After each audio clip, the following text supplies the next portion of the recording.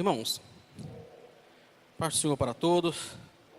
Vamos pedir ao Senhor que seja conosco, que nos dê um tempo em sua presença e que fale ao nosso coração.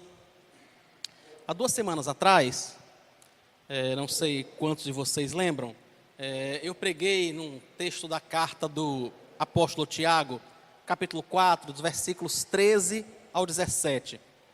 Isso há 2 semanas atrás. Naquele momento, eu estava tentando mostrar biblicamente que Deus é Senhor de todas as coisas e que os nossos planos precisam ser todos feitos diante dEle, porque eu não tenho como garantir que aquilo que eu estou planejando vai acontecer exatamente da forma que eu estou planejando, porque eu não tenho poder para garantir isso, mas Deus tem.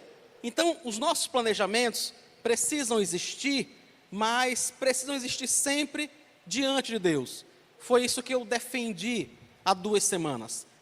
Tem 2 versículos colocados por Salomão que deixam isso muito claro para a gente. O primeiro está em Provérbios, capítulo 21, no versículo 31. Salomão diz assim: o cavalo prepara-se para o dia da batalha, mas a vitória vem do Senhor. Ou seja, Salomão não está desprezando o preparo que eu e você devemos ter, o planejamento que eu e você devemos ter. Mas ele deixa muito claro também que a vitória vem apenas de Deus.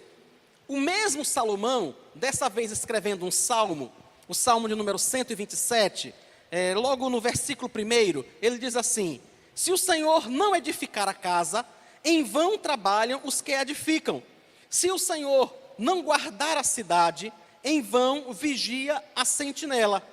Deus é Senhor do nosso futuro e dos nossos planos. O que eu preciso fazer é gastar toda a minha força, tudo aquilo que eu puder, para edificar a casa, para edificar a minha família, para conseguir um emprego, para tentar passar no vestibular. Tudo que estiver ao meu alcance, eu preciso fazer. Mas eu não posso, em momento nenhum, desprezar a realidade, o fato de que é Deus quem edifica a casa. E que se Deus não fizer isso, se Deus não edificar a casa, eu nada posso fazer. Por mais que eu faça, isso não dará certo. Nos nossos planos e sobre todas as coisas, algumas vezes pode dar a impressão de que Deus é poderoso e que, além de ser poderoso, Ele é um Deus caprichoso, que faz tudo como Ele quer e apenas como Ele quer, simplesmente porque Ele tem poder. Eu lembro que há 1 milhão de anos atrás, eu estava trabalhando no banco, e uma vez eu, passando perto de um colega que trabalhava comigo, eu comecei a cantarolar uma música que dizia assim: caiam por terra agora os inimigos de Deus, seja estabelecida a casa do Senhor. Não sei quantos de vocês já ouviram essa música, né? É bem antiga, mas a música dizia exatamente isso: caiam por terra agora os inimigos de Deus, seja estabelecida a casa do Senhor. E eu lembro que esse colega me viu passando e cantando isso. Ele parou, olhou para mim e fez assim: que Deus terrível, hein? Algumas vezes as pessoas têm essa impressão, sabe, de que Deus faz tudo segundo o seu querer e segundo a sua vontade, apenas porque é um Deus poderoso e um Deus caprichoso. Mas não é isso, irmãos. Realmente, a premissa está correta. Deus é todo poderoso, todo poder pertence a Ele, mas Ele faz todas as coisas segundo o seu poder, segundo o seu querer, porque o que Ele quer é realmente o melhor para mim e para você. Então, quando há 2 semanas atrás eu tentei demonstrar para a gente, biblicamente, que Deus é Senhor do meu futuro e do seu, dos meus planos e dos seus, e de todas as outras coisas, talvez alguém tenha ficado com a sensação de dizer assim: não, talvez Ele só seja assim porque Ele é um Deus poderoso. E muitas vezes com esse pensamento, a pessoa perde a perspectiva da bondade de Deus e da graça de Deus. Em determinado momento da história, o povo de Israel chegou a pensar assim. O povo de Israel estava no cativeiro babilônico, se sentindo distante de Deus, tem a impressão de que Deus jamais iria restaurá-los, de que Deus jamais iria se aproximar deles, inclusive de que Deus não era um Deus bom, porque eles estavam vendo na vida deles o cumprimento daquilo que Deus tinha falado. Deus tinha dito a eles: se vocês copiarem as nações que estão ao redor de vocês, vai acontecer com vocês a mesma coisa que aconteceram com aquelas nações que eu tirei diante de vocês. Então, em alguns momentos, o próprio povo judeu estava com essa impressão de que Deus era poderoso, e por isso ele controlava os planos, e por isso ele controlava o futuro, mas que ele não era um Deus bondoso. Então Deus, falando através do profeta Jeremias, capítulo 29, no versículo 11, Deus tenta corrigir isso para o povo de Israel, e ele diz assim: eu é que sei que pensamentos tenho a vosso respeito, diz o Senhor, pensamentos de paz e não de mal, para vos dar o fim que desejais. Vejam, Deus está dizendo para um povo que está cativo, para um povo que foi arrastado, levado preso da sua terra, e estava em uma terra distante, e que pensava: olha, Deus fez isso comigo porque Ele tem poder, mas Ele não é bom, Ele realmente não quer cuidar de mim. E Deus diz àquele povo: eu sei que pensamento tenho a respeito de vocês, o que eu quero na realidade é o bem de vocês, mas acontece que vocês precisavam ser disciplinados. No versículo 13 aí de Jeremias 29, o Senhor inclusive diz um texto que eu acho que todos nós conhecemos de cabeça. E Ele diz para aquele povo que estava lá no cativeiro: buscar-me-eis e me achareis, quando me buscardes de todo o seu coração. Então, algumas vezes, quando nós olhamos para o poder e para a soberania de Deus, a gente tem a impressão de que Ele não é um Deus bondoso. Então é isso que eu queria fazer hoje. Eu queria, na realidade, hoje, irmãos, mostrar biblicamente para vocês que Deus não é apenas um Deus poderoso. Ele não é apenas o soberano governador de todo o universo e de toda a criação e de qualquer átomo e molécula que você puder imaginar. Ele não é apenas isso. Ele é um Deus bondoso, totalmente amoroso, totalmente compassivo. E para mostrar isso a vocês, eu gostaria de usar, eu acho que talvez o trecho bíblico mais conhecido em todo o mundo. Não sei se existe um mais conhecido do que esse.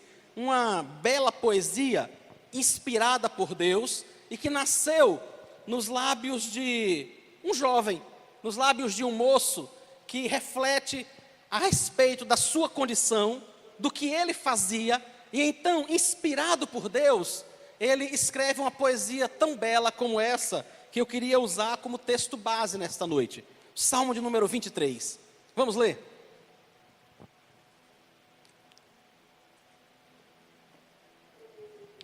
Salmo de número 23. Diz o seguinte: o Senhor é meu pastor, nada me faltará. Ele me faz repousar em pastos verdejantes, leva-me para junto das águas de descanso, refrigera-me a alma, guia-me pelas veredas da justiça, por amor do seu nome. Ainda que eu ande pelo vale da sombra da morte, não temerei mal nenhum, porque tu estás comigo, o teu bordão e o teu cajado me consolam.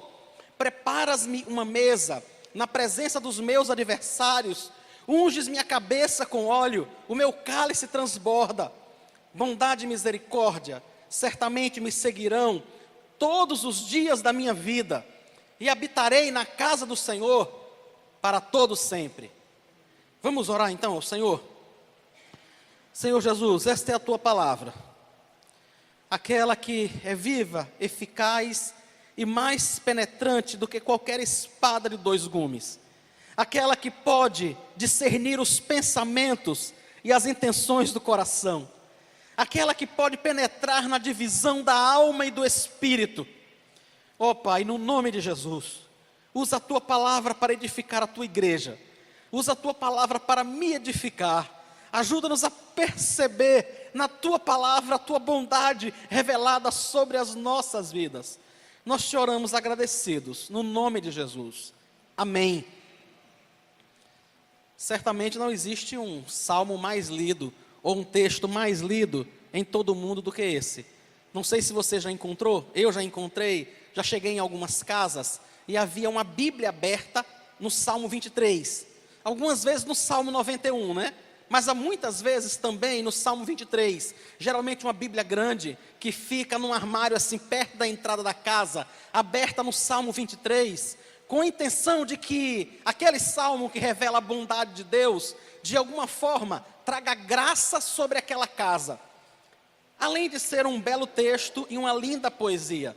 Há muitos anos atrás, eu acho que eu tinha uns 15 anos de idade, eu li um livro da editora Betânia, chamado A Psiquiatria de Deus. Não sei se alguém já ouviu falar, é um livro muito antigo. A Psiquiatria de Deus, nele o autor, o Charles Allen, fala sobre o Salmo 23. O livro é todo sobre o Salmo 23. E a proposta do Charles Allen neste livro é que se você lê o Salmo 23 várias vezes por dia, diariamente, você orar sobre isso, e se você colocar no seu coração as verdades ali reveladas, você não precisaria de nenhum terapeuta. Você jamais iria precisar de um acompanhamento profissional de um psicólogo, de um psiquiatra ou de um terapeuta qualquer. O que o Charles Allen tenta provar no livro é que o Deus revelado no Salmo 23, e se este Deus for realmente aquele que habita o nosso coração, a nossa mente e a nossa alma, seria impossível que a gente fosse tão afetado pelas incertezas do dia a dia. Nele, o salmista começa fazendo uma afirmação que é realmente um fato. E ele diz: o Senhor é meu pastor. Ele categoricamente, irmãos, diz que Cristo é aquele que é o que cuida dele. Davi tomou conta das ovelhas anos e anos e anos a fio. Quando o profeta Samuel foi em sua casa para, sob a ordem de Deus, ungir um dos filhos de Jessé como rei, estavam todos em casa. Todos os filhos estavam em casa, menos um, menos Davi. O jovem Davi, naquela época, com alguma coisa entre 17 a 19 anos, Davi estava pastoreando as ovelhas da família em algum lugar. E Davi entende, nesse trabalho dele, que ele tem muito cuidado por essas ovelhas. E vendo o cuidado dele, ele diz: é assim que eu vejo o cuidado de Deus para com a minha vida também. Então ele diz: olha, o Senhor é o meu pastor. E ele entende esse pastorado, esse cuidado de Deus, como um pastorado extremamente presente, extremamente cuidadoso. Irmãos, a área onde Davi morava era uma área montanhosa e desértica. Então, o pasto para as ovelhas não estava no fundo do quintal, não estava do lado da casa. Muitas vezes, eles precisavam caminhar alguns dias. Imaginem, às vezes eles precisavam caminhar dias até achar uma área que tivesse pasto para as ovelhas. A gente vê isso acontecer também com José. Lembra quando Jacó manda José procurar saber de seus irmãos? Que José sai caminhando alguns dias até encontrá-los. Era isso que acontecia com Davi também. Ele estava fora de casa, mas ele estava presente na vida das ovelhas dele. Ele sabia que ele não podia levá-las a 2 dias de distância, deixá-las lá e voltar para casa. Vim dormir, vim descansar e só voltar algum tempo depois. Ele entendia que a presença dele no meio daquele rebanho era extremamente relevante. E é assim que ele percebe também a presença de Deus na própria vida dele. Um Deus que está completamente presente, que não somente o leva, mas que permanece com ele, que fica com ele o tempo todo. Além de um pastor presente, ele vê o Senhor como um pastor todo-poderoso. Um pastor que podia fazer muito mais do que ele próprio. Não sei se vocês lembram, irmãos, um momento, 1 Samuel capítulo 17, versículo 37, conta um momento quando Davi, conversando com Saul, começa a dizer o esforço que ele fez para cuidar de suas ovelhas, quando foram atacadas por um urso. quando foram atacadas por um leão. Isso é Davi conversando com Saul, tentando dizer a Saul que ele podia enfrentar Golias. O exemplo que ele usa é o da vida dele. E ele diz: olha, eu ataquei um leão, fui sobre um leão que veio atacar o rebanho, fui sobre um urso que veio atacar um rebanho. E ele reconhece, 1 Samuel 17:37, ele diz: o Senhor me livrou das garras do leão e das garras do urso. Percebem que na realidade, quando Davi enfrenta o leão, quando Davi enfrenta o urso, ele tem plena consciência de que é Deus quem dá o livramento. Veja, é isso que ele está dizendo a Saul: o Senhor me livrou das garras do leão e das garras do urso. Mas ele, como um ser humano mortal, e como alguém que amava as suas ovelhas, ele se joga à luta. Irmãos, nada podia garantir que Davi não seria morto por aquele urso. Nada poderia garantir que ele não seria devorado por aquele leão. Mas ele simplesmente vai para cima dele para defender as suas ovelhas. Agora percebam, irmãos, se Davi, que é mortal, faz isso, imagine o que o próprio Deus estaria disposto a fazer pelas suas ovelhas, pelo próprio Davi. Então Davi não percebe Deus apenas um pastor presente, mas um pastor completamente todo-poderoso, que estava disposto e tinha poder para garantir a sua vida em toda e qualquer situação. Toda e qualquer situação. Nada poderia acontecer com ele se esse pastor estivesse com ele.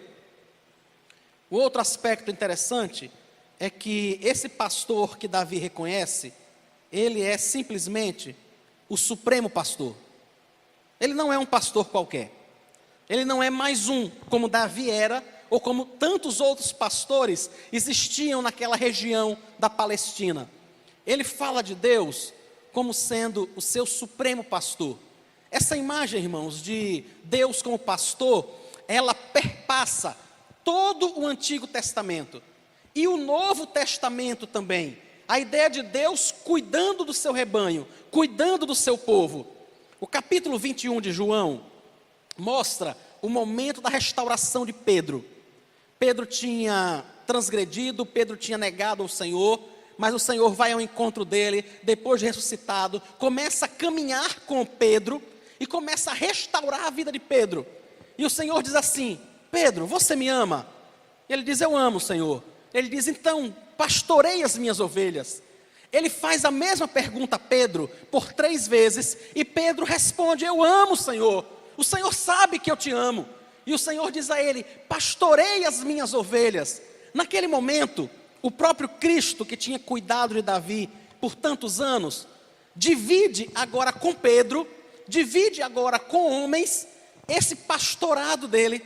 Ele iria para o céu, ele iria, poucos dias depois dali, ele iria ser assunto ao céu, elevado aos céus, mas ele deixa homens aqui que o representariam.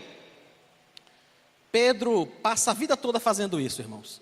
A vida toda Pedro passa pastoreando o rebanho do Senhor, até o momento em que ele é morto.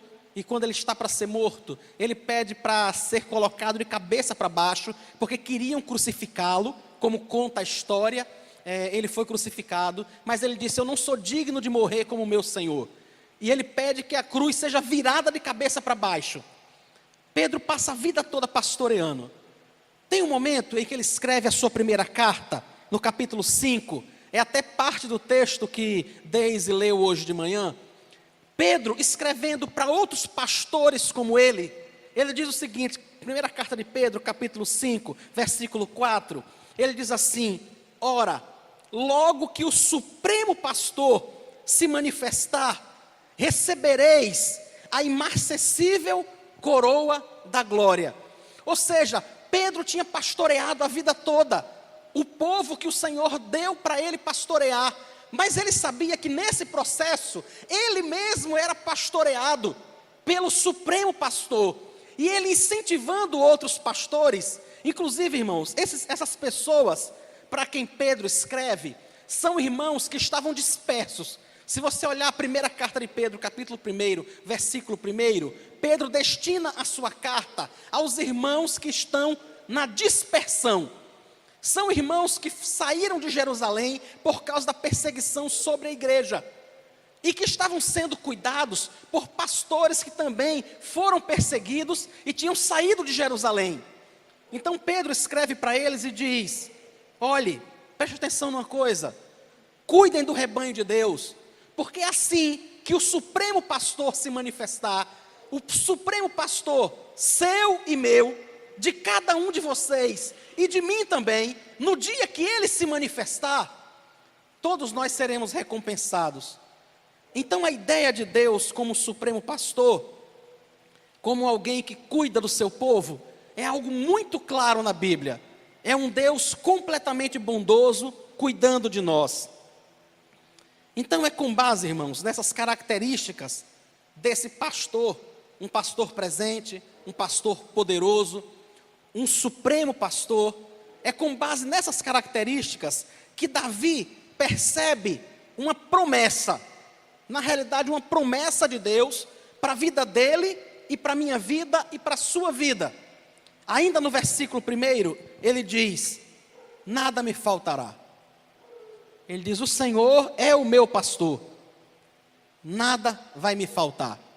Ele sabia o cuidado que ele tinha com suas ovelhas, o esforço que ele fazia para que elas tivessem tudo, e ele percebe esse mesmo cuidado em Deus, e ele começa a dizer como Deus iria fazer isso, como Deus haveria de suprir tudo o que ele precisava.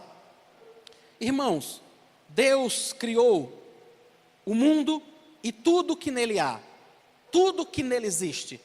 E diferente daquilo que o deísmo prega, o deísmo é uma corrente filosófica que prega que se é que existe um Criador, se é que existe um Deus, ele criou todas as coisas e se ausentou da criação. Ele simplesmente foi embora. É como se ele tivesse dado corda no relógio e deixasse a partir daí o mundo ir embora sozinho, apenas regido por leis físicas e químicas. Só isso. A partir daí o mundo se desenvolveria sozinho. Diferente disso que o deísmo prega, o próprio Cristo, a palavra encarnada, o próprio Filho de Deus, ele olha para os seus discípulos no Sermão do Monte, quando ele está falando sobre o cuidado com a vida, a preocupação com a manutenção da nossa vida. Mateus capítulo 6, versículo 26, e ele diz o seguinte: observai as aves do céu, não semeiam, não colhem, nem ajuntam em celeiros, contudo, vosso Pai Celeste as sustenta. Percebam, irmãos, que Cristo não diz que Deus é pai das aves. Ele não diz que Deus é pai de cada animal que existe no mundo, que faz parte da sua criação geral. Ele está conversando com os discípulos e ele diz: olhem as aves do céu, elas não semeiam. Se elas não semeiam e Deus cuida delas, imagine o vosso Pai. Ou seja, Deus é Pai meu e seu. Nós que somos seus filhos, que fomos recebidos por Ele. Então Ele vai continuar a cuidar de nós. Cristo aqui está falando exatamente aquilo que Davi tinha percebido lá. Nada vai me faltar. Ele é o meu pastor. Ele conhece as minhas limitações, as minhas dificuldades. Ele sabe o quanto eu preciso. E Ele vai suprir tudo aquilo que eu preciso. No versículo 2, Davi fala sobre o suprimento físico, irmãos, que todos nós precisamos. E ele diz: ele me faz repousar em pastos verdejantes e me leva para junto das águas de descanso. O pastor era aquele que deixava sua casa, deixava sua família e saía caminhando pelo deserto até achar um lugar que tivesse pasto adequado para as suas ovelhas. E Davi diz: é exatamente isso que ele faz comigo. Ele vai à minha frente, procura o que eu preciso para a minha manutenção física, para que eu esteja bem. O Senhor Jesus chegou a traduzir isso da seguinte forma. Ele disse assim: olhe, se Deus lhe deu um corpo, você acha que Ele não vai lhe dar o alimento para esse corpo? Se Deus lhe deu a vida, você acha que Ele não vai dar o necessário, a manutenção para a sua vida? Qual foi o esforço que você fez para ter um corpo? Nenhum. Qual o esforço que você fez para ter uma vida? Nenhum. Foi o Senhor quem deu tanto vida quanto corpo. E Cristo diz, então é Ele quem vai dar o suprimento. É isso que o salmista está dizendo. Ele vai providenciar tudo que o meu físico precisa. Talvez o que eu e você, irmãos, precisamos discernir com mais facilidade, com mais esforço, entre aquilo que nós precisamos e entre aquilo que nós queremos ter. Que há uma diferença muito grande. É claro que eu e você precisamos vestir. Isso é óbvio. Mas tem que ser uma camisa de R$ 500? Será? É claro que eu e você temos que calçar. Mas tem que ser um tênis de 1.200? Será? Então assim, há uma diferença muito grande entre aquilo que eu preciso e entre aquilo que é puro capricho, que é pura vaidade minha, querer, sabe? E Deus com certeza vai suprir tudo aquilo que eu e você precisamos. E Ele tem suprido muito mais, mas é muito mais. Infelizmente, nós somos extremamente vaidosos. Então, quantas vezes a gente fica triste porque o pedaço de jeans que a gente veste não tem um jacarezinho desenhado. Não tem uma outra marca qualquer. É um jeans como o outro, sabe? Mas se ele não tiver aquela marca, se ele não tiver aquela grife, parece que não é exatamente aquilo que vai nos vestir. Parece que não vai nos fazer bem. Isso é só vaidade nossa, nada mais. Mas aquilo que eu e você precisamos, com certeza, Ele vai suprir. O alimento que eu e você precisamos, com certeza, Ele vai suprir. E Ele tem suprido. A balança nos diz isso todo dia. É mentira? A balança nos diz todo dia o quanto Ele tem suprido de alimento para a gente. E muito mais. Porque Ele sabe o quanto eu e você precisamos. Mas a gente precisa de muito mais do que alimento para o nosso físico. Nós precisamos de refrigério para a nossa alma. E no versículo 3 ele diz: refrigera a minha alma, guia-me pelas veredas da justiça, por amor do seu nome. Não apenas aquilo que eu e você precisamos para manter o nosso corpo, mas aquilo que eu e você precisamos para conseguirmos encontrar paz e tranquilidade. Eu lembro que, alguns anos atrás, eu encontrei um homem muito rico, dono de uma empresa muito grande, e conversando com ele por alguns minutos, não sei por que ele resolveu me dizer aquilo, eu não o conhecia direito, mas ele dizia: eu trocaria esse dinheiro todo que eu tenho, todas as minhas empresas, para conseguir ficar em paz com minha esposa. Vejam, a esposa dele não estava doente, ele não estava doente, os filhos não estavam doentes, todos tinham mais do que o necessário. Ele tinha e tem dinheiro suficiente para gastar em não sei quantas vidas se ele fosse viver. Mas ele diz: olha, eu trocaria esse dinheiro todo para conseguir viver em paz com a minha esposa, para conseguir chegar em casa, me entender com ela e a gente ficar bem. Então, muitas vezes, irmãos, não basta o suprimento físico, não basta o alimento. Nós precisamos de paz para a nossa alma. Precisamos de tranquilidade para o nosso ser. E Davi percebe em Deus esse que não apenas alimenta o corpo, mas que cuida da nossa alma, que cuida da nossa psique, do nosso emocional. E aí ele diz que é Ele quem refrigera a nossa alma. Em meio a tantas dificuldades, irmãos, que a gente vive nesse mundo, em meio a tantas lutas que a gente enfrenta aqui, quantas vezes a nossa alma se angustia? Quantas vezes a nossa alma se desespera? Quantas? Por causa do emprego, que está difícil conseguir, ou porque o salário está pequeno, por causa da prestação da casa, que a gente não consegue pagar direito, a prestação do carro, ou quantas vezes a gente se angustia, porque as pessoas vão para determinados restaurantes, e a gente não pode ir.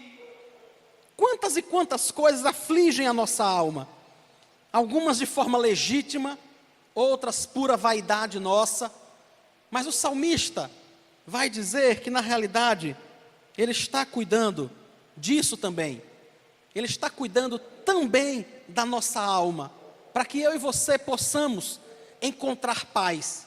Quantas pessoas, irmãos, têm achado que o modo de encontrar paz é buscando um outro cônjuge? Quantas pessoas? Há alguns anos atrás, um pastor com a alma afetada, e eu tenho a impressão hoje que ele não estava apenas com a alma afetada, mas o juízo também. Ele chegou diante de alguns presbíteros e outros pastores e disse: olhe, Deus mandou me separar de minha esposa. Deus mandou eu me separar de minha esposa. Eu nunca tive paz com ela. E não vou conseguir passar o resto da vida assim.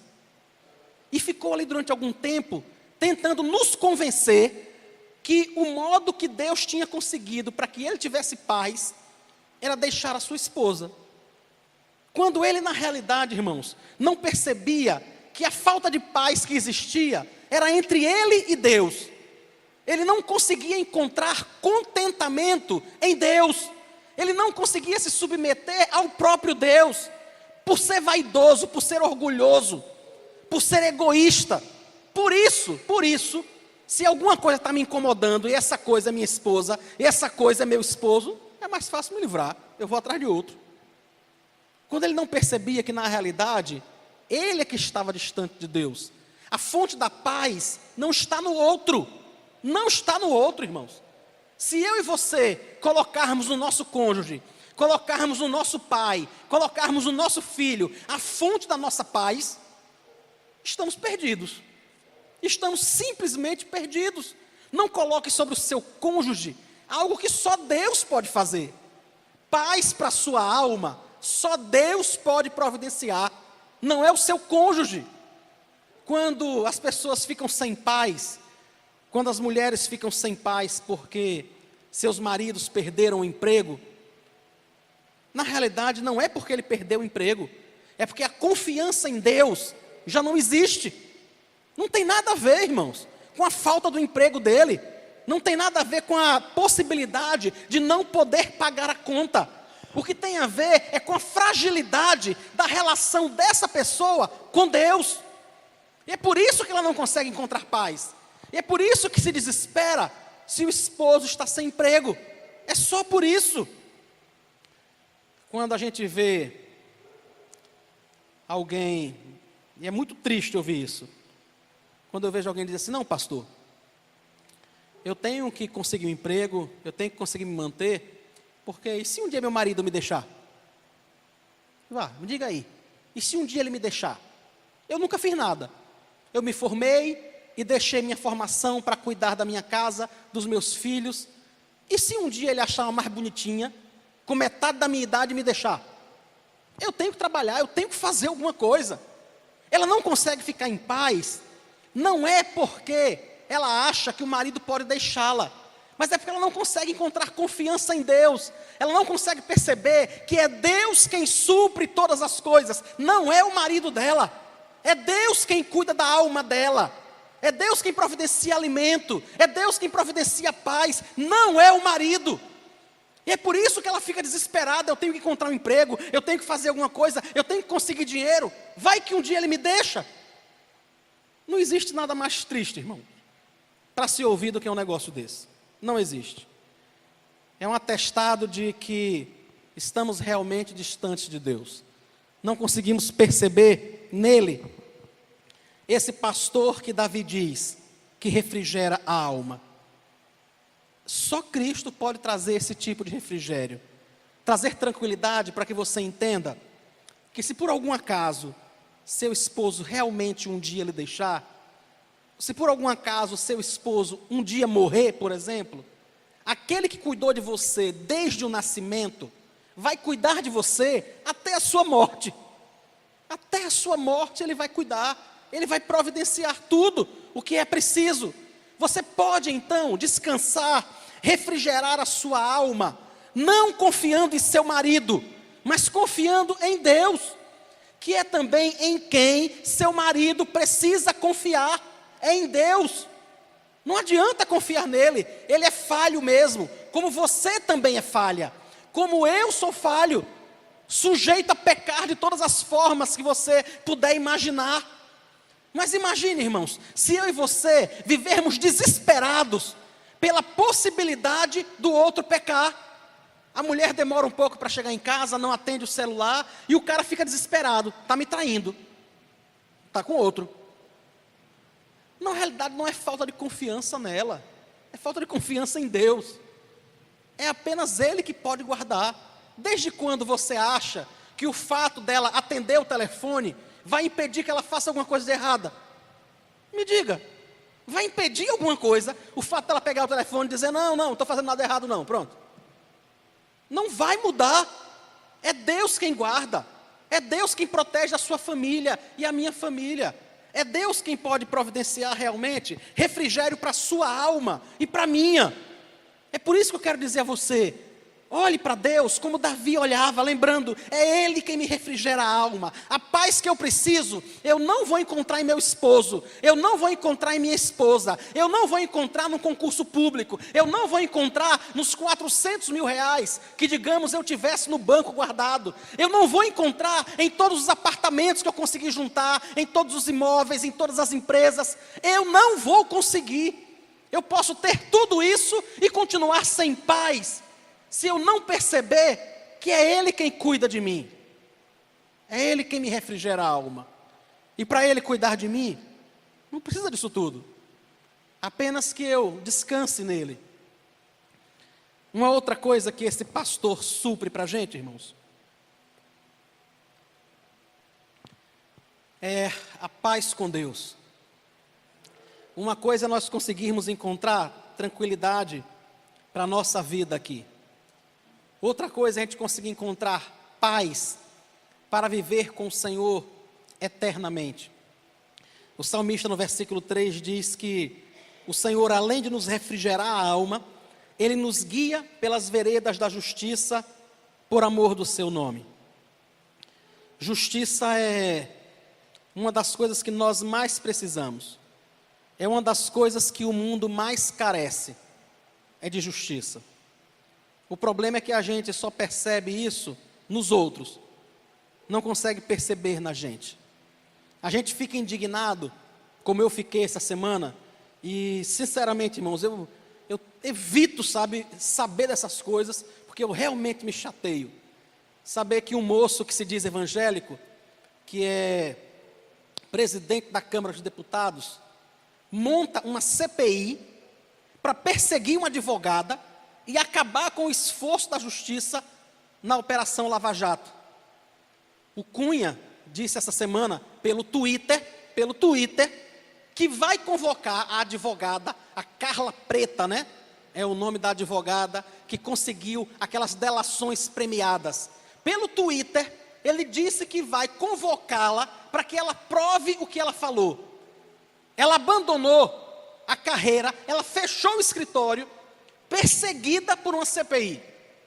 Dá para imaginar isso? Homens que nós colocamos lá em cima, um homem que se diz evangélico, e aí a mulher tem que abandonar a carreira e fechar o escritório com medo de ser morta. Porque os homens estão correndo da justiça. Justiça é o que eu e você mais precisamos.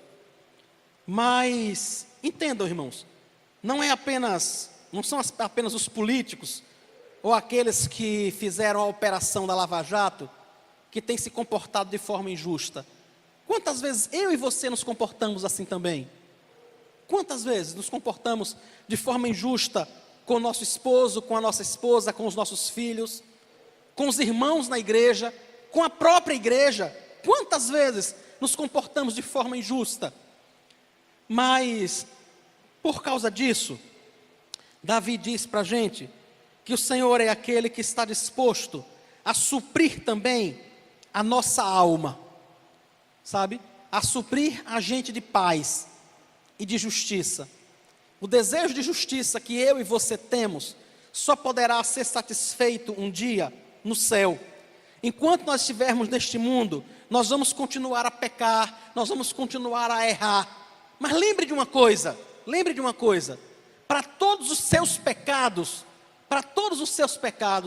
o sangue de Jesus Cristo já foi derramado. O sangue de Cristo. O apóstolo João, escrevendo a sua carta, nos recomenda: filhinhos, não pequem. Mas logo em seguida ele diz: se você pecar, você tem um advogado junto ao Pai. Você tem alguém que não vai fechar o escritório, porque ele não pode ser ameaçado, de jeito nenhum. Ele diz: você tem um advogado junto ao Pai. Então esse pastor supremo, esse pastor que Davi percebe e sobre o qual ele escreve no Salmo 23, não é apenas alguém que cuida do meu físico, não é apenas alguém que traz paz para mim em meio às dificuldades e às lutas da vida, mas é alguém que também traz paz com Deus, que derruba o muro de separação, que perdoa os meus pecados dia após dia, que cada vez que o acusador dos irmãos, o meu acusador e o acusador de vocês, chega diante dele para falar do nosso pecado, e chega lá diante de Deus, como aconteceu quando o diabo foi falar de Jó diante de Deus. Cada vez que o acusador dos nossos irmãos, que o inimigo das nossas almas, chega diante de Deus para nos acusar, Cristo estará sempre lá, mostrando ao Supremo Senhor os furos em suas mãos. Ele vai estar sempre, enquanto o diabo estiver me acusando, e muitas vezes de coisas que eu mereço ser acusado, de coisas que eu realmente mereço, sabe? Quando ele estiver me acusando, eu sei que eu posso ter paz, eu sei que eu posso ter tranquilidade, porque há um advogado junto ao Pai, e que vai estar sempre mostrando as suas mãos furadas, sabe? E dizendo: eu já paguei o preço, ele não vale nada não, mas eu comprei ele é meu. Ele vai estar sempre dizendo ao Senhor que nós somos o fruto do penoso trabalho de sua alma. Por isso, irmãos, apesar de ser pecador, apesar de ser fraco, apesar de falhar, apesar de errar tantas vezes, eu e você ainda podemos dizer junto com o apóstolo Paulo: porque agora nenhuma condenação há para os que estão em Cristo Jesus. Para mim e para você, eu sou pecador e vou continuar sendo pecador até o dia em que eu for completamente transformado, e neste dia eu e você não estaremos mais aqui. Mas até lá, nenhuma condenação poderá me alcançar, nenhuma condenação poderá te alcançar, porque o nosso supremo pastor já pagou tudo em nosso lugar, tudo. E aí, irmãos, mesmo que a gente ande pelo vale da sombra da morte, e algumas vezes eu e você vamos andar, é interessante que algumas pessoas pensam: mas Deus não podia me livrar disso? Será que Deus não podia me livrar de passar por essa situação tão difícil, tão dolorosa? Poderia, irmãos, Ele poderia. Mas Ele, que é muito maior do que nós, percebeu que seria bom para a nossa alma, seria bom para a nossa alma passar pelo vale da sombra da morte. E o salmista diz no versículo 4: ainda que eu ande pelo vale da sombra da morte, não temerei mal nenhum, porque tu estás comigo, o teu bordão e o teu cajado me consolam. No vale da sombra da morte, onde todo o nosso ser é afligido, o nosso corpo, a nossa alma, a nossa mente, aquilo que é material e aquilo que é imaterial em nós, quando tudo em nós sofre, nesse momento Ele vai estar conosco, e Ele vai trazer consolo para a nossa vida. Ontem, no lançamento do filme do Marquinhos, lá no Verbo da Vida, o filme conta a história de uma irmã chamada Vânia, que era membro da 12 de agosto na época, em 2001, quando ela perde a sua filha Mônica, uma criança linda, maravilhosa, que todo mundo amava na igreja, que tinha 4 anos de idade e era a coisinha mais linda do mundo. Imagina uma menina linda e sociável, que abraçava todo mundo, falava com todo mundo e brincava com todo mundo. Até que Vânia recebe uma ligação do seu filho, e depois ela fala com a moça que trabalhava na casa dela, e a moça diz: olha, Mônica está na piscina. E ela pergunta: está na piscina como? Está no fundo da piscina, deve ter 1 hora já, e ela não sai de lá. E aí ela sai correndo, o marido sai correndo, tiram Mônica da piscina, levam para o hospital, e eu lembro que foi um momento muito doloroso para a igreja toda, sabe, irmãos? A gente chorava o tempo todo, a gente orava o tempo todo. Eu vivia naquele hospital, eu, o pastor Itamar na época, e outros irmãos que tinham um carinho muito grande por Vânia, por Mônica, pela família. E a gente viu Vânia chorar dia após dia, em que a filha esteve internada. Todo santo dia ela estava lá no hospital e a filha internada. Até o dia em que Mônica parou de respirar. No dia que Mônica parou de respirar, Vânia parou de chorar. E todo mundo dizia, um dizia para o outro: não, daqui a pouco ela vai desmoronar. Isso é só, ela está vivendo um momento de susto. Daqui a pouco ela não vai ficar em si, ela vai desmoronar completamente. Mas no dia que Mônica parou de respirar, Vânia entendeu que Mônica estava com o Senhor. E a única coisa que ela dizia para a gente é: o Senhor deu e o Senhor tomou. E pronto. Eu estava no sepultamento de Mônica. E todo mundo estava espantado. Não era com o fato de uma criança ter morrido, mas era a paz que a mãe transmitia. A mãe estava sepultando uma criança de 4 anos, mas abraçando todo mundo e dizendo: ela está com o Senhor. Ela está com o Senhor. É disso que Davi está falando. Ainda que eu ande no vale da sombra da morte, não temerei mal nenhum, porque tu estás comigo. O teu bordão e o teu cajado me consolam. É só Ele, irmãos, quem pode consolar a mim e a você. Nunca perdi um filho, espero nunca perder, espero que você nunca perca. Mas se isso um dia acontecer, o consolo virá do Senhor, que é apenas de onde pode vir. De nenhum outro lugar pode vir, irmãos. E esse pastor amado está disposto a suprir isso. Muitas vezes, apenas com a sua presença. Apenas com a sua presença. Ele diz que não vai temer. Davi deixa muito claro isso, porque o Senhor estaria com ele. Sadraque, Mesaque e Abednego, 3 servos do Senhor, são desafiados por Nabucodonosor. E Nabucodonosor olha para eles e diz assim: ou vocês adoram a estátua de ouro que eu levantei, ou vocês vão ser queimados vivos. E eles dizem: olha, o Deus quem nós servimos, Ele pode nos livrar da fornalha de fogo ardente e das tuas mãos. Mas se Ele não fizer isso, fique sabendo, nós não vamos adorar suas estátuas do mesmo jeito.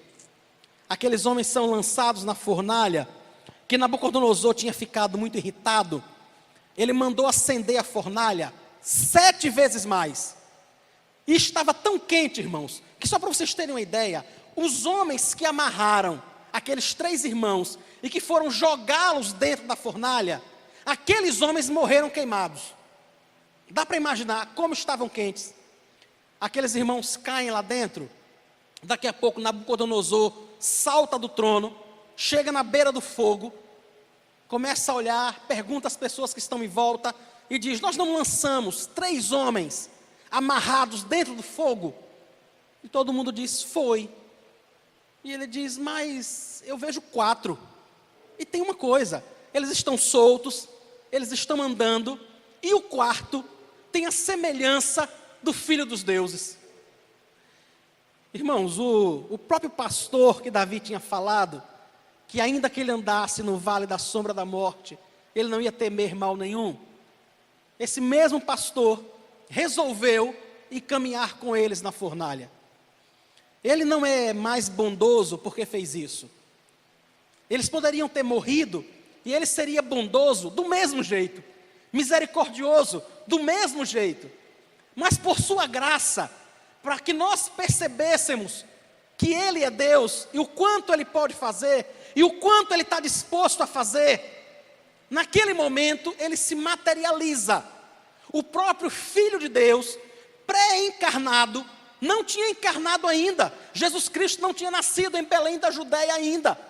Mas Ele se materializa naquele momento para caminhar com aqueles irmãos no vale da sombra da morte, para que eles pudessem experimentar. E aqueles irmãos conheciam, eles conheciam, irmãos, o Salmo 23, eles sabiam do texto, sabe? E agora eles estão ali caminhando naquela fornalha, ao lado do seu pastor, ao lado do supremo pastor. Nada poderia afetá-los. Nabucodonosor grita: Sadraque, Mesaque, Abednego, saiam daí, venham para fora. Eles saem, e diz o texto que não tinham nem cheiro de fumaça. Dá para imaginar, irmãos? Nem cheiro de fumaça eles tinham. É disso que Davi está falando. Ainda que eu ande no vale da sombra da morte, o Senhor vai estar conosco. O Senhor vai nos consolar. Mas nós vivemos, irmãos, no mundo caído. Vivemos num mundo afetado pelo pecado. E não tem jeito. Um dia o nosso corpo vai falhar. Um dia, mais cedo ou mais tarde, o nosso corpo físico não vai mais suportar tudo que a gente passa nesse mundo. Toda a gordura hidrogenada, todos os hormônios que a gente come na carne, todos os agrotóxicos que colocam nos vegetais, nas plantas e nas frutas e em tudo mais. Vai chegar uma hora em que o nosso corpo físico não vai aguentar. E Davi sabia disso. E aí ele escreve o versículo 6 do Salmo, prevendo isso. E ele diz: bondade e misericórdia certamente me seguirão todos os dias da minha vida. Ou seja, enquanto eu estiver vivo, a bondade e a misericórdia do Senhor vão se manifestar na minha vida todos os dias. Todos os dias. Mas haverá um dia em que eu não estarei mais vivo, em que eu não estarei mais aqui. E aí diz Davi: neste dia eu habitarei na casa do Senhor para todo sempre. Esse dia vai chegar para mim e para você, irmãos, para todos nós. Não tem jeito. Todos nós seremos afetados por isso. O nosso dia vai chegar. Talvez a gente morra com 30, com 40, com 20, com 14, com 70 anos, não sei. Mas isso vai acontecer comigo e com você. Mas o que eu queria que você entendesse é que no dia que isso acontecer, a gente vai chorar, porque vai sentir falta um do outro. Mas é só por isso. Eu vou estar no céu. Você vai estar no céu. No dia em que o nosso corpo não aguentar mais, nós vamos fazer tudo o que tiver ao nosso alcance para curar o nosso corpo. Porque esse cuidado é necessário e faz parte. Eu estou aqui pregando, mas não tenho dúvida. Se eu começar a sentir uma dor muito forte, eu vou deixar o microfone aqui e vou procurar um médico. Agora, não tem jeito. Eu preciso cuidar do meu corpo físico, como você precisa também. Mas, se essa dor for a final, se essa dor for a definitiva, se deixando esse púlpito, eu não conseguir sequer chegar no hospital, fiquem tranquilos, eu estarei com o Senhor. E não por um tempo, sabe? Não por um breve tempo, mas como diz o salmista, para todo sempre. Para todo sempre. A jornada terá acabado, sabe? Terei descansado, eu e você. Há algum tempo atrás, um irmão chamado Jurandir estava na casa de alguns irmãos lá 12 de agosto e disseram a ele: Jurandir, vá no quarto e pegue alguma coisa que está lá em cima da cama. O Jurandir foi até o quarto e quando ele chegou no quarto, as pessoas que estavam na sala só ouviram ele emitir um som. Ui! Chegaram no quarto e o Jurandir estava morto. Tinha tido um infarto fulminante e caído morto ali naquele quarto. Providenciaram um velório, o corpo do Jurandir foi levado lá para 12 de agosto, e no momento do velório, me pediram que eu desse uma palavra, e estávamos todos tristes, todos nós chorávamos, e eu disse à igreja naquele dia, eu disse: irmãos, não chorem pelo Jurandir, não chorem por ele, chore por você. Chore por você que vai sentir falta. Eu devo chorar por mim, que amava aquele irmão, mas não por ele, nunca. Ele está com o Senhor. Eu trabalho no setor de compras do TRT, e o Jurandir era representante de imobiliário. E ele tinha um emprego bem estável, sabe, irmãos? Às vezes ele estava empregado, às vezes não estava. Sempre que ele aparecia no TRT para vender cadeiras, eu acho que o Rodrigo conheceu o Jurandir, né? Sempre que ele aparecia no TRT para vender cadeiras, ele dizia: pastor, o senhor não tem uma revistinha daquela para mim não? Era uma revista chamada Mensagem da Cruz, que é editada pela editora Fiel. E eu sempre levava uma revista para ele, eu imprimia alguma coisa e dava para ele ler. Quando era 2, 3 semanas depois, ele voltava lá e ele dizia: pastor, não tem nada para vender hoje não, mas tem outra revistinha daquela para eu ler? E ele dizia, algumas vezes ele passava e dizia: olha, pastor, ore por mim, eu estou sem emprego. Aquela empresa não deu certo, eu tive problemas, estou sem emprego. Quantas vezes eu vi Jurandir pedir oração por isso, sabe? E naquele dia no velório, ele na 12 de agosto, eu disse: irmãos, Jurandir nunca mais vai precisar de um emprego. Nunca mais. Sabe, nunca mais. A bondade e a misericórdia já o seguiram por toda a vida. Agora ele está habitando na casa do Senhor para todo sempre. É essa a nossa esperança. É sobre isso que eu queria falar. Que o Senhor vai nos guardar e nos cuidar sempre, irmãos.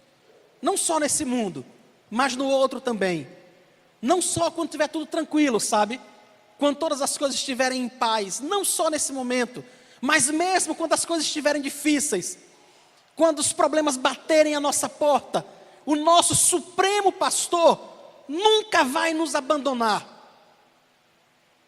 Irmãos, se você me ligar a hora que for e disser assim: pastor, eu estou precisando do Senhor. Irmãos, só se eu estiver amarrado e não puder sair do lugar. Mas se eu puder, eu vou onde você estiver. Não tem jeito. Só se eu estiver amarrado. Mas se eu não estiver amarrado, eu vou. Agora, se eu tenho essa disposição, você imagine o nosso supremo pastor. Dá para imaginar? É nisso que eu descanso, sabe? Quando eu penso, muitas vezes, na vontade que eu tenho de poder cuidar dessa igreja, de cuidar dos irmãos, eu fico lembrando que muito maior é a vontade dele de cuidar de mim, de cuidar de cada um de vocês, de cuidar de todos nós aqui. E nisso a gente pode descansar. É o supremo pastor das ovelhas tomando conta do seu rebanho. Tem um irmão chamado Tozer, que ele escreveu um texto que eu volto sempre a ler, chamado A Oração de um Profeta Menor. Nesse texto, Tozer fala sobre o ministério pastoral, e no final do texto, ele diz uma coisa que eu sempre achei muito interessante. Ele fala sobre o trabalho todo da vida dele como pastor em uma igreja, e ele diz assim no final: Senhor amado, quando eu for velho e estiver fatigado, demasiado cansado para prosseguir, prepara-me um lugar lá em cima e conta-me entre o número dos teus santos na glória eterna. Amém. É essa a nossa oração, que no dia que o corpo nosso já não aguentar, e esse dia vai chegar, que nós estaremos com o Senhor. Por isso nós podemos encontrar paz. Deixa eu só gastar mais alguns minutinhos, irmãos. Serei breve. Eu não sei o que é que você tem enfrentado no dia a dia, sabe? Não sei. Não sei que lutas você tem enfrentado, que dificuldades, e eu sei que cada um de nós temos as nossas, né? Estamos aqui todos arrumadinhos, bonitinhos, com cabelinho penteado, todo mundo cheirosinho, e parece que está tudo muito bem e maravilhoso. Mas só Deus sabe como está no fundo do nosso coração. As angústias, as coisas mal resolvidas, os sonhos pendentes, sabe? Tanta coisa que a gente queria realizar e não conseguiu ainda. Quantas vezes a gente está aqui, mas talvez não consiga dormir à noite sem paz. Eu queria dizer a você que existe um pastor eterno, um pastor que cuida de você, que se preocupa com você, que não vai levar em conta os seus pecados, que não vai levar em conta a quantidade de dinheiro que você tenha, ou a quantidade de diplomas que você tenha pregado na parede, se você fala vários idiomas, ou se mal fala o português, Ele não vai se importar com isso. Ele se importa com a sua alma, com a minha alma. Ele pode trazer paz para você e para mim. Amém. Vamos orar ao Senhor. Senhor Jesus, o Senhor sabe quantas coisas nos afligem aqui. O Senhor sabe quantas vezes nesta vida, por causa dessas aflições, nós temos colocado a nossa confiança em coisas erradas. Quantas vezes, Senhor, temos colocado nossa confiança no nosso emprego, na nossa saúde, na nossa juventude, e que são coisas que se acabam com tanta facilidade. Oh Deus, me ajuda, Senhor. Ajuda os meus irmãos aqui presentes, para que possamos colocar a nossa confiança no Senhor, apenas no Senhor, que é aquele que supre o emprego, que providencia a saúde, que providencia o sono para nós. No nome de Jesus, ajuda-nos a confiar no Senhor, nosso supremo pastor, enquanto estivermos neste mundo, Pai, até o dia em que vamos nos encontrar com o Senhor. Nós te oramos, Pai, agradecidos, no nome de Jesus. Amém.